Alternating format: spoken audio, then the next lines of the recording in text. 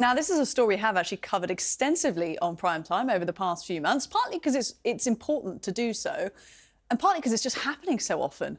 Local councils are going bust or are on the verge of doing so, and with the government refusing to budge on extra funding that many say is needed. How serious is this and what does it mean for you? Let's remind ourselves that since 2021, 6 councils have declared bankruptcy. Birmingham, Nottingham, Wokingham, Slough, Croydon and Thurrock. 1 in 5 more may have to declare at some point this year, and others are experiencing extremely high levels of debt, meaning they're also at risk. Why? Well, from the conversations we've been having on the show, actually, we've learned it's a murky mix of the rising cost of services, government funding cuts, and in some cases a bit of local financial mismanagement as well. So why should you care? Apart from the fact it does sound terrible, doesn't it, for this to be happening in a supposedly developed economy? Well, because if your council goes into the red, it's likely going to cost you. It could mean, for example, council tax hikes. In 2022, let's remind ourselves, Bankrupt Slough put theirs up by 10%, Croydon by 15%. Birmingham has asked for a 10% rise each year for 2 years. And it means that those in a Band D property could be paying a staggering £400 more a year by April 2025. Now, it could also mean important local services are stripped back, things like libraries, leisure centres and parks. Maybe your bins are only being collected once every 2 weeks instead of every week. Hampshire, for example, is thinking about turning off its streetlights between midnight and 5 a.m, cutting buses and getting rid of school crossing patrols. It could also mean job cuts, of course, council workers, locally funded, police officers and all those working in cutback services, and nowhere is immune.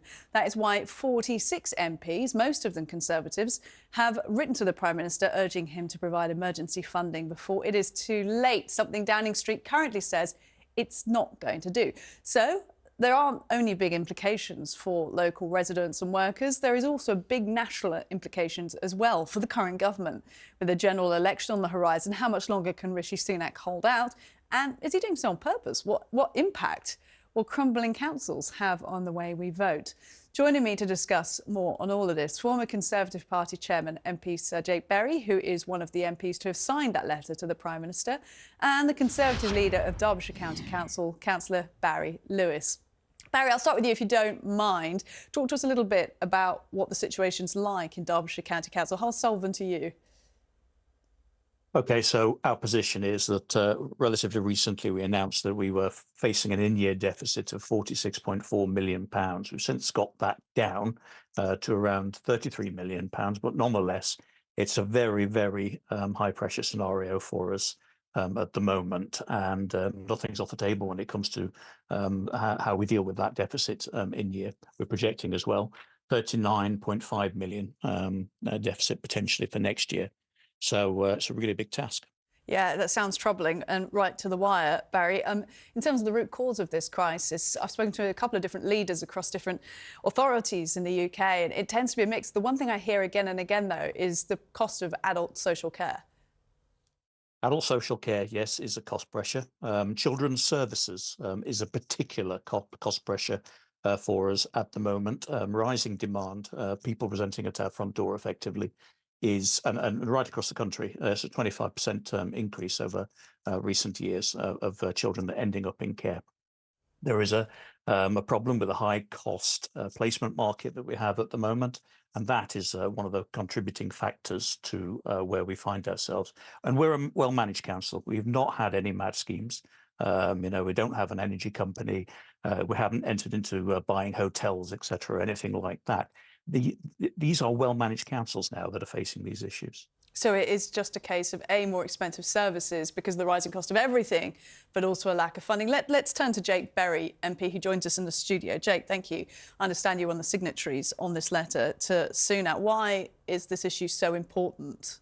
Well, first of all, I represent a two-tier authority, so I have a county council and a borough council, and historically, counties like Lancashire and Derbyshire have been underfunded by the government when you compare them to big metropolitan areas. So the first thing is a big sort of catch-up premium that is required for these large, mainly rural county councils like Lancashire. But the second thing is about this intense pressure we see on resources. To give you an example, within East Lancashire, the number of children presenting with ADHD has gone up by 300%. Now, we don't really know the cause of that. Lots of us, anecdotally, including me, think it may be linked to lockdown, but that has big impacts when local authorities have to fund things like teaching assistants in school, the EHCP plan for these children to make sure that they can access education, and also the huge pressure with adult social care. So it seems to me, although spending in real terms, in terms of the cash that the government is giving to local authorities, has gone up in real terms in recent years, there are these one-off extreme pressures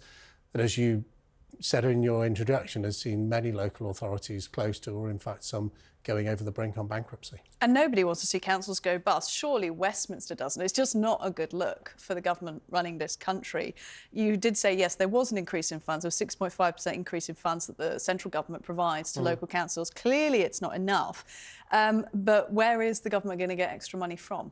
Well, that's the very difficult scenario that the government have, with taxation at an all-time record high. There is sort of the pips are already being squeezed, and there will be some difficult decisions, I think, the government has to make about cutting spending in other areas. And before you ask me where that should come from, the short answer is I don't actually know. It's not my job. I'm not in the government, but I do think, particularly when you look at adult social care and children's statemented children, as it used to be called, children with EHCPs, there's an extraordinary pressure on local authorities. I don't think any of us want to see people unable to access proper care for elderly care and dementia and other conditions in old age, or in fact children being able to access education. There was a debate, funnily enough, in Parliament last Thursday, led by David Davies, who's one of my colleagues in Parliament, and we focused very closely on the challenge local authorities are facing funding these children with additional needs. That's very close to my heart, because my own son's got autism. I know the challenge that it brings to local authorities, and that's why I felt compelled to sign this letter, because I want to make sure that families, whether they have elderly residents or young children, are supported by their local authority. And unless there's a bit of a tick up in the spending, it's hard for me to see a way in which local authorities continue to do so. Thanks for bringing that detail, Jake. Let's turn back to Barry, who is hopefully listening in to that. Barry, Jake here speaking on behalf of the government. He was one of the signatories to the letter, of course, trying to put some pressure on Rishi Sunak. When you hear about the way Westminster is talking, do you feel like they're providing enough support at the moment to local councils?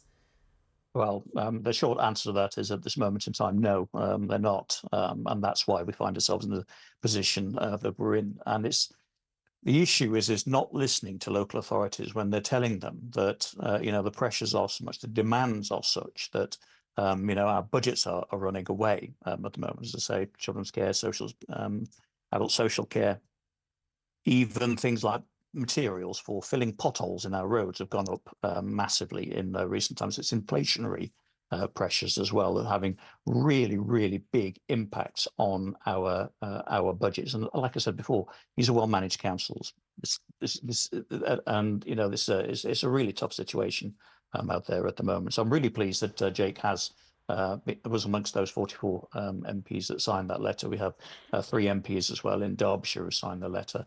I'm really pleased they understand, and I think most MPs do understand. At the end of the day, local government, particularly upper tier authorities, are the delivery arm of government when it comes to deploying those services on the ground that our residents really, really value. Things like dealing with household waste, our recycling centres, things like dealing with potholes in the road, a major national issue at the moment, very much at the forethought of people's minds, and dealing and making sure our children are well looked after and have all of the services that they need, etc., and that our elderly are looked after in whatever setting that they're in as well. Councillor Barry Lewis of Derbyshire County Council, thanks so much for joining us this evening.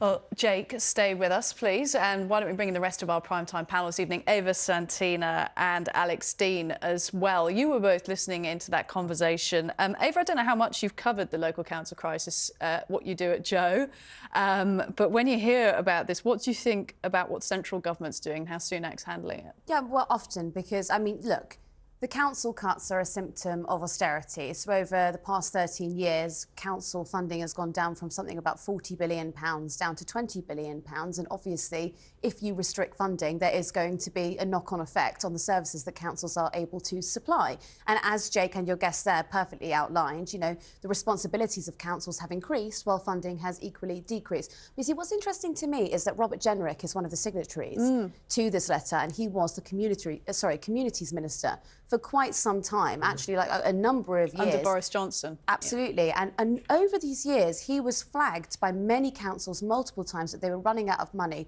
particularly Hackney Council, which said that they had a £140 million funding gap. And he didn't do anything about it. One thing he did do, though, is he did work with a developer who was meant to hand over £45 million to a council, and he expedited a planning permission to make sure that he didn't have to hand that money over. So actually, one of the signatories has been actively working against making sure that councils can keep themselves afloat.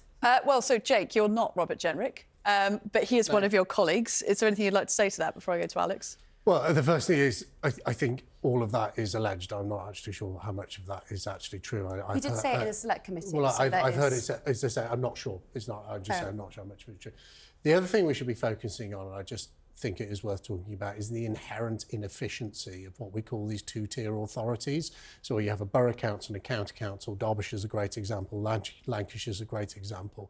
In many other parts of the country, including areas that formerly had those two-tier authorities, like North Yorkshire, they are moving to one combined authority. So the person who does your planning permission is the same person who's responsible for funding the schools and filling the potholes. Local government cannot be immune from those sorts of changes, that sort of stripping out of middle management that we've seen in industry. When I was Minister for Devolution in Boris Johnson's first government, I was very keen on this. You often get a lot of resistance from borough councillors and county councillors, most of whom at the time when I was there were Conservative. It's a bit more mixed these days. So if local authorities want this additional money, which I think they should get, my view is very much that it should be tied to wider local government reorganisation. The savings alone in East Lancashire, last time I looked at this, and to tell you how long ago it was with Jack Straw when he was the MP for Blackburn, and he hasn't been in Parliament since 2015 from memory. The savings alone in East Lancashire back then were £30–40 million a year. So actually local government should get more, but the price they should pay for that is real reform on how they're structured.